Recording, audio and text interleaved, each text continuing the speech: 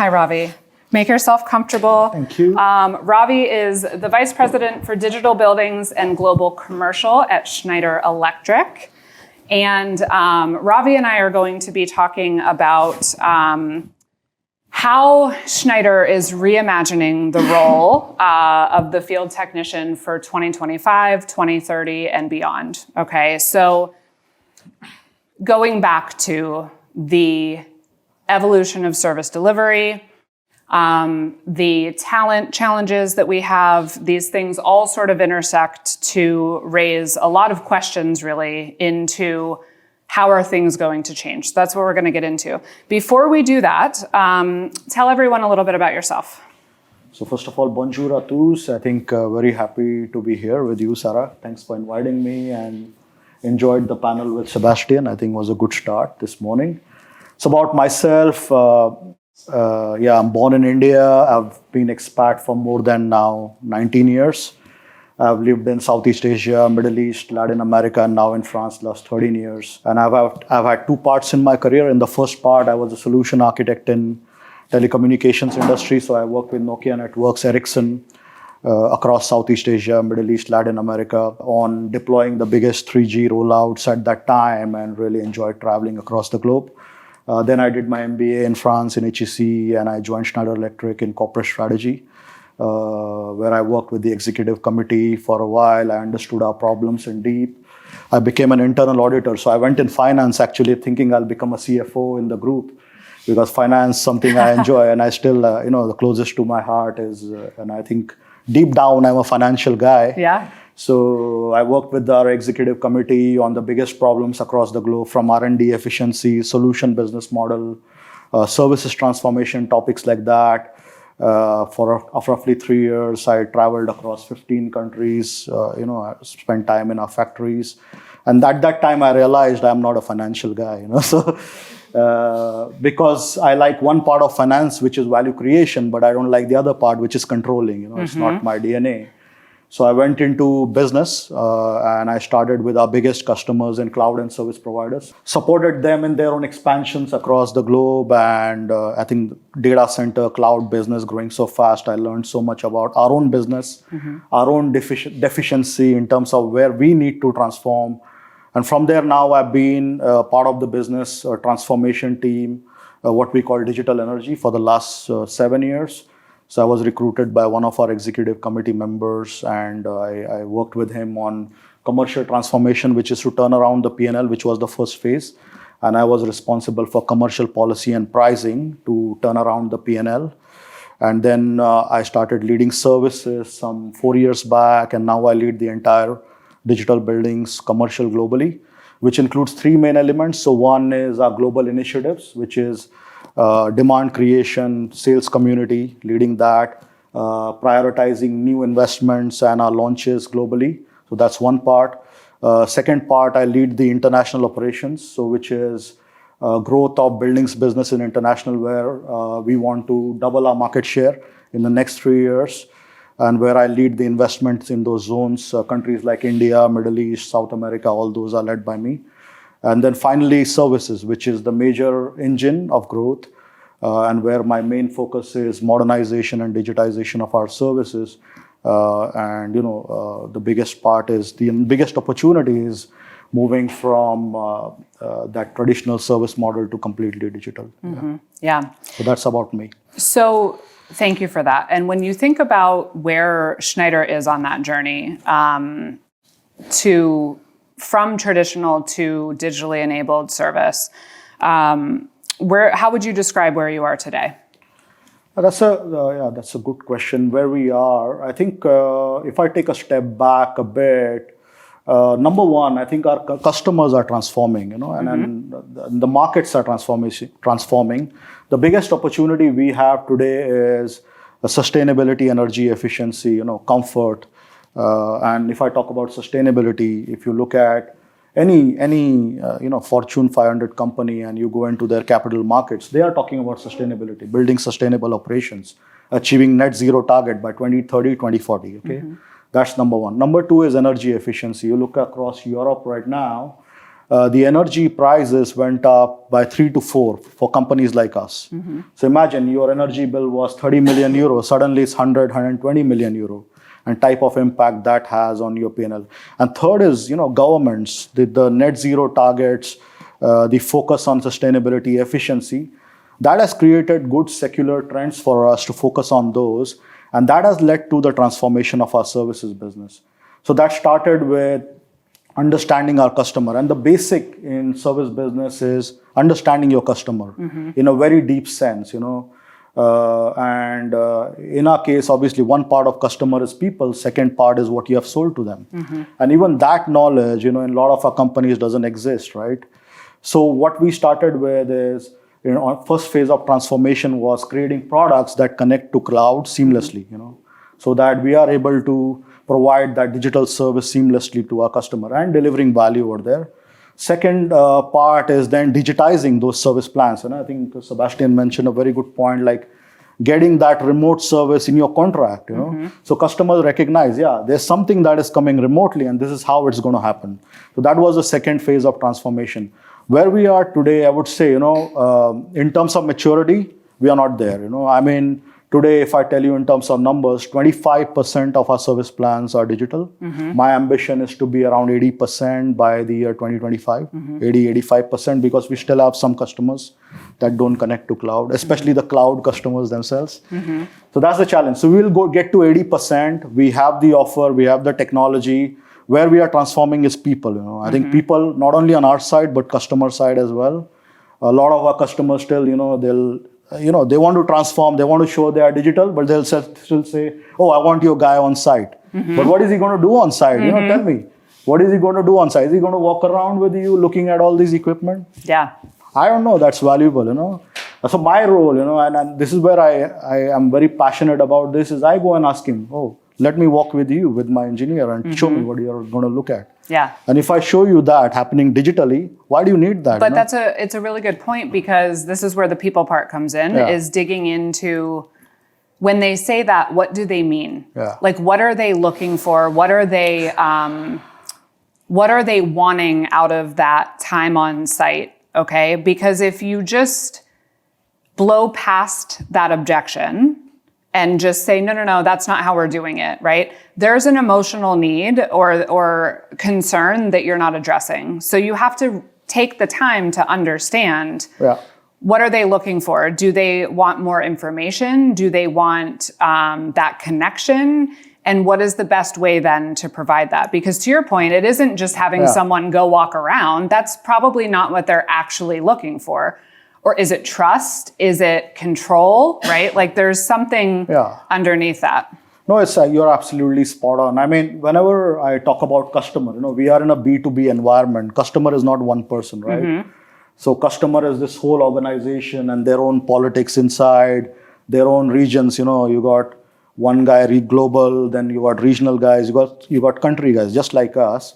And then you got a person on site who has his own challenges, right? He has to deliver his KPIs. He has to make sure the site is running 24/7, delivering the value that he's been asked for, the KPIs that he's addressing. So, for number one for me is to understand that customer very in a deep sense, like how they are as an organization, what KPIs they are challenged on, and how do I connect that to individual site owner? I think it's very important. And then to understand that site owner, his own opportunities that he would like to achieve, so he gets promoted in his organization, and his own fears, so as you say, right? Because he's done that in that way for years. I'm not from the industry, right? I told you I started as a strategy finance guy, but there are people in the industry, like you had John on the screen, who's been in the industry for 20 years. So now, if the person has done that job in the same way for 20 years, there is something we need to do to make sure he understands the value on the other side, and it addresses his fears. That keeps him back, because fear is a big element. We can propose these digital technologies and cloud, but that guy is concerned about his job, Right. And he is concerned that if he doesn't visit that with my engineer, maybe he'll lose his job. No, we don't blow away from those challenges. I address them, and I like talking to customers and debating with them. Likewise with our own engineers. I mean, the guys on the field have so much knowledge, it's crazy. Like I go in one site visit and I have 3 features, written in my diary. And I come back and I tell our development team that I want to see these features and I want you to do a workshop with the rest of the team. I think there is that transformation journey you need to have with your people and with your customer. You cannot blow away from the fears of the people. Yeah. Yeah. I had a woman on the podcast recently who is a neuroscientist that specializes in leading through change. Okay. And so we talked about these 5 elements of neuroscience that factor into change management. And one of the very simple things we discussed, but I thought powerful, is that we all need to understand that resistance to change is normal. It's human instinct. So whether it's with your employees or like we just talked about with your customers, getting that initial resistance is not a sign that, they're not willing in the big picture or you're on the wrong path. It's just very normal when someone has done something a certain way for a long time to have that resistance. So we need to expect that and do a better job of working through it and not see it as a signal that, things are not as they should be. No, absolutely. I think, and then also you need to understand your own resources. We are a big company. We have a, huge P&L, but, I tell you, we are challenged big time on the investment and the cost where we spend, and one of my priority is that the investment that we make has the best return on investment. So in that case, when I say understanding your customers, you also need to understand which of your customers are ready for the innovation that you're building, right? You don't want to tell that to all your customers. Like, you want to really have a group of customers that are leaders. They want to show outside that with this technology we are leading. We are the best in class. And that's the customer, who's ready for that type of pilot project with you. And then you start small in one place where you know that, okay, in this customer organization, the people are also open. This is the leader I like. And I do that myself at times, to go deeper in those pilot projects, to understand that we have agreed the people who will be on those team, the steerco, we are aligned on the objectives that we will deliver, and we track that, and I always make them pay. You have to invest. Nothing is free. So if you put money, that means somebody at the top in their organization will ask them, hey, I gave you this investment, what is the return? So it's the best way, you go in customers, you also need to understand who are those leaders where you try your innovation and you work with them first, and then it's a competition. Now if you go to any company and you talk about sustainability, they want to be on that path. Today, if you're not on a net zero path in your capital markets, I mean, your stock price will be discounted. It's as simple as that. Yeah. Okay, so when we think about the role of the field technician, so you mentioned they're incredibly knowledgeable, which is absolutely true. At the same time, we have a shortage of them, and we have all of these capabilities that are increasing our ability to resolve some issues remotely. So when you think about what does the role of the field technician look like in 2025, 2030, and beyond, what are you planning for? I think the first thing we did just a couple of months back is we changed calling them field technician. We now call them service technician. And that's the first level of transformation. And there are 2 breaks in that transformation, I would say, or 3. One is the technology, the speed at which the technology is developing and getting adopted across our customer landscape. Second break is transformation of service processes and automation.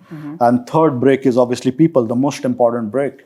And services has always been a people business and will always remain a people business. But the way you deliver service to your customers will change. And the value that people will bring to their customers will change. As Sebastian was mentioning, partnership. Every technician, if you talk to him, he takes a great pride in telling you that how, close he is to his customer, how closely he knows about his business. And I can tell you, a lot of our customers, even before placing like millions of euros of POs, they will talk to the service technician and they will get his advice. So, and that's probably one of the reasons they're saying, no, we want them here. Absolutely. On site, right? They have that relationship, they have that comfort level with that individual. And I think this is where the technology process will enhance the value he delivers to his customers. So you mentioned, we discussed about, the fear in people. I think one of the fears is also technology will replace me. Technology will replace me. It will start doing my job and I'll become redundant. The answer is no. Technology will make you look even better. And that's what we need to help them understand. So when I look at a technician in 2025, 2030, the way they deliver service from going on site and doing that break fix to moving to condition-based maintenance to completely an outcome-based service model, we are still on that journey of maturity to finally a model where you have AI ubiquitously implemented in customer side and where a technician is more like an analyst, who's coming and helping his customer to further enhance the value and taking decisions that he's not able to take. Even with AI, I mean, you look at the recommendations that are making, so you define the boundaries, and then it's recommending you certain things where people need to press those buttons. And then even there is fear, right? And the role of technician changes from fixing issues to advising on issues and helping your customer to take those decisions. That will help them reduce carbon, that will help them reduce energy consumptions, that will help them become a better company in the way they deliver service to their customers. So that's how I see the role changing big time from now until 2030. Yeah. So I like the shift that you've already made from calling them field technicians to service technicians. I think that's very, very smart. And I know another term that gets thrown around that people detest is trusted advisor, which I understand, but sometimes when we don't have a better term, we use what's there. So I'm personally very curious, have you thought at all about, as this changes, okay, in the ways that you explained, in 2030, is there something you might call these workers other than even service technician? Probably, yeah, there'll be the huge shift. So first change is the operating model, the way you operate today with your customer base to the way you will operate in 2030 is very different. And we've already started that journey some 6-7 years back with the change in our offer, connection to digital, all of those things. And now bringing that at scale to our customers. So that's number one shift. With that, what changes is a lot of the data that you capture from site, you need to have a team that analyzes that data. So we already have that, We have something called global connected hubs that is in my team. We have those across India, UK, and US. And then we explain that operating model to our countries that this is how we are going to shift and these are the things that are going to change. So in that operating model, you have a team that delivers remote service. You have a team that is called customer success. So you're transforming that function as well. You have a team that helps understand, explains that report and outcomes to the customer. And the final leg is your technician, who goes and then talks to the customer and finally executes some of those elements that come in. So that whole shift, that whole transformation is a massive journey, and then you need to take that into account in that whole ecosystem, because the role of the technician is one of the role that will deliver the value that you're looking to build with your customers. Yeah. It's really interesting to me, and I don't think there's any universal answer, right? I mean, what that evolution looks like for Schneider versus a different industry, they're not going to be the same. But thinking about the fact that there will be multiple parties responsible for what it looks like, and probably some different segmentation of work, some different titles coming along, I think it is something that it's really important to be thinking today about, right? Because these things are going to happen faster than we probably feel. So we already started plotting what I was talking about, the operating model and the core roles over there. So the connected hub engineer, the analyst, the customer success engineer, and then started defining the role of technician in 2025 and 2030. And there are some elements there that are variable. There are some elements there that will remain constant. So the engineer, the need for people will be constant, but what will be variable is the technology and how fast we are in deploying that technology. So some of that technology exists today. For example, fault detection diagnostic. It's a simple anomaly detection system. In simple terms, anomaly detection is, a system should work in a certain way, and you detect, the variances that happen in that system, and you make decisions based on that. So part of the technology there, we are already piloting AI. As I was mentioning, we did a huge project in Stockholm with the Stockholm School, which I also talked about. So AI is something we are launching in selected countries. But then, these are two technologies, and we are also looking at other technologies, for our different segment of customers. So multi-site customer, multi-site retail. So we are looking at those technologies as well, which will help us build that jigsaw puzzle of technologies. Yeah. So I believe that the 70-80% of the technology that needs to be there for 2030 already exists in a way, or at least we know where we need to go. Then now it's important that with that technology, you need to imagine, how a technician that is delivering value today will deliver that value 2025. So for 2025, we got that figured out, because we are already on that transformation path. So we defined that out of the service plans that we have, these are the customer segments and the plan that move there. Yeah. And we are actively talking with those customers, helping them understand the value and helping them make that shift, because that takes time as well, to make that change in their commercial contracts as well. And then the third part, which is the most important, is people, the technician himself. So the competencies of technician that they have today, and in our industry is HVAC controls, heating, ventilation, air conditioning in simple terms, and the controls part that exists over there. From there, that technology is now becoming more operational technology. So it goes on the same IT network as your IT, your IT infrastructure. So that brings newer challenges around networking, cyber security. So we need to train our engineers around that, dealing with cloud data. Right. The questions that customers are asking is, where is my data stored? Data governance related topic. So that is something we have launched in few geographies now. What we did is out of the group of, let's say, 100 technicians, we selected a group of 20 that will undergo that competency development. I'm sponsoring part of that because countries don't have that budget as well, to make sure they make that shift. And then that becomes a competition. Every engineer wants to be on that track. He wants to be part of that community. So that just steamrolls, that's the beauty of it. But again, it's really to think of it in a broader ecosystem, breaking that down into smaller problems, and then tackling certain problems that need to be tackled today, and then paying attention to performance again. 2025 is like tomorrow. Right. For me, Sure. we're already in 23, 24, 25. So we have committed numbers that need to be delivered as well on that. Yeah. So I think there's a couple things you said that I want to come back to. One is, I think it is still really important to reinforce that this shift or these technologies are not taking jobs, right? Yeah. So for those of us here, knowing the talent shortages that exist, the capacity we need to fill, like that probably seems pretty obvious. Like no one's trying to get rid of a bunch of technicians. We need more as it is, right? But in their minds, there is that fear.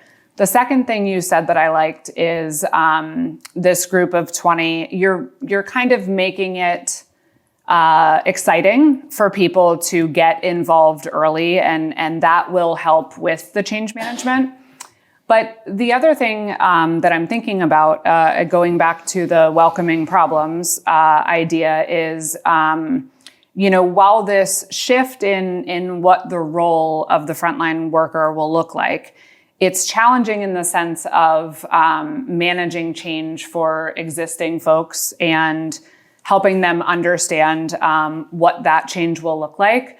But it also presents an opportunity to have these roles be more appealing for different candidates going forward, right? So it's less mechanical, more technical work, probably more customer-oriented work. Like you said, less, in a lot of scenarios, less travel, less time on site, et cetera. So these are all things that when we start to welcome the problem and shift our thinking, become opportunities to think about how to diversify the candidates that we're presenting roles to, et cetera. So I think from that perspective, we need to not only be problem solving, but thinking about the positives of that as we go forward. I think what is great in our industry is, 40% of carbon emission comes from buildings. 30% of energy globally is consumed by buildings. 80% of the infrastructure that is in buildings is not working well. 50% of systems are not efficient. So there is a purpose in your job, if you're working with buildings, and that's the purpose I like, and I share that with the rest of the team, which is we are working on something that helps us deliver sustainability outcomes to our customers, help them in that journey. I think that's a very big, and that's also created a challenge in a way. That's an opportunity and a challenge. Challenge is that purpose has caught on to many companies, which is great for us, which is great for humanity. And that has created demand for people who understand those control systems and help them drive that sustainability, efficiency. So a lot of our customers end up recruiting our people, which is great. I would like our people to work with our customers. They are our biggest ambassadors and supporters, right? So that's a challenge and opportunity that I see. And obviously, when we are in a university campus or in the market, you're competing with a whole lot of different industries out there.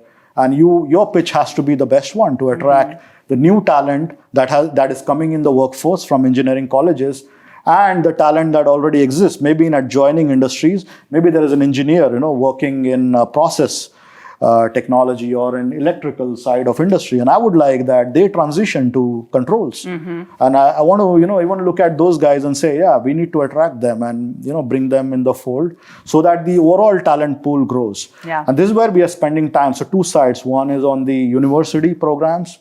I think that's the best place. I think if your purpose is clear, if your company is true to the purpose, then your brand should attract the best in the market. And for us, we just don't talk about it. In Schneider Electric was the most sustainable company in the world in 2021 by Corporate Knights, and that helped us because we are on this journey for a long time. We are able to tell people that you come to a building that I am sitting in, it's the first ISO 50001 in the ISO 50001 building in the world, which is the which is a benchmark for energy efficiency. Likewise, I was mentioning the building that we built in Grenoble is 113 out of 120 points on LEED Platinum certification. That's again highest in the world. So when you have done it in your own operation, you are more credible. When you're talking to students, future talent that wants to join your company. Yeah. Having said that, it's still not that easy. I think the challenge remains. I think, we still have shortage. There's so much demand, there's so much demand. I think that's a great part. Yeah. So I really respect the work that you're doing and your teams are doing to sort this all out, okay, to put it simply, right? I think that for a lot of leaders, it can be very daunting to carve out time to think longer term when you're really fighting a lot of immediate challenges. So do you have any advice for folks on sort of, how to balance the short-term needs of the business with the necessity of innovation? Yeah, I think short-term is key. I'll tell you that. If your company is listed, you guys know, and you get a call before closing that where are the numbers and where are you? And I pay a lot of attention to short-term because my short-term will define my long-term. I'm not credible in front of management team if I'm asking for investment, when I'm not delivered the past investment that I've asked for. And I pay a lot of attention over there.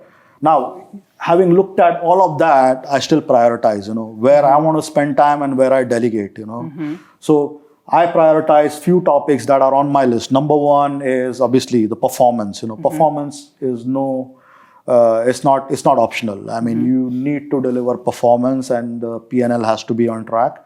That I deal with directly. Second is technologies. I want to understand in deeper sense which technologies are out there in the market and where do we invest. And I want to have a say over there. And in our industry today, there are hundreds of startups, hundreds. They're so crowded, the startup space. But out of that, only 3 or 4 actually make annual recurring revenue more than 10 million euro, So that just simplifies your focus, where you want to be and who do you follow. So technology is the second thing. The third thing is people, I want to have a team, and I build a team which is very balanced. Obviously gender diversity, diversity in terms of where they are coming from in countries, and the third one is the intellectual capital. So we want to have intellectual capital that balances both experience and lack of experience.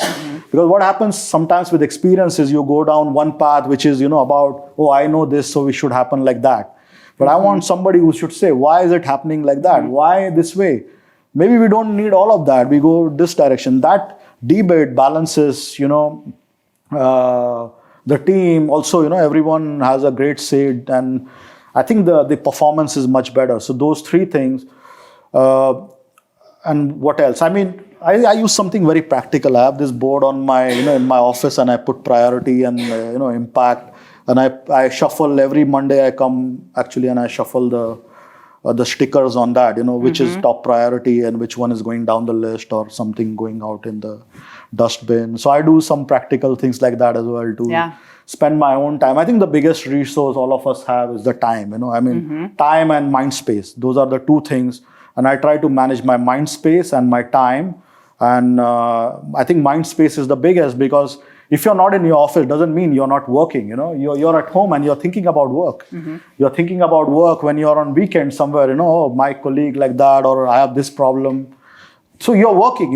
So that mind space where you focus on those 3-4 things is very important. If you choose the things correctly, then you will think very deep about it. You will go deep on it. You will try to ask 5 why questions. You will go so deep that now intellectually you know that topic better than anyone, and you have the right questions. It's not about knowing, it's asking the right questions, because when you have the right questions, then you come to the right conclusion as a team. And my job is to ask the right questions, not to provide the answer. I want that people come to an answer together. Then it's shared, and then everyone says, oh, it's I built something, I contributed to that solution, so I want to implement it. If I solve it and I tell somebody, Ravi wants this, I have to do it. Sometimes you have to push it, but most times you would like in transformation journey that people come to those solutions together. Very Absolutely. important. Yeah, I think the point about listening and asking the right questions and not feeling like you have to have all the answers is really good advice. So thank you so much, Ravi. I appreciate it. Thank you.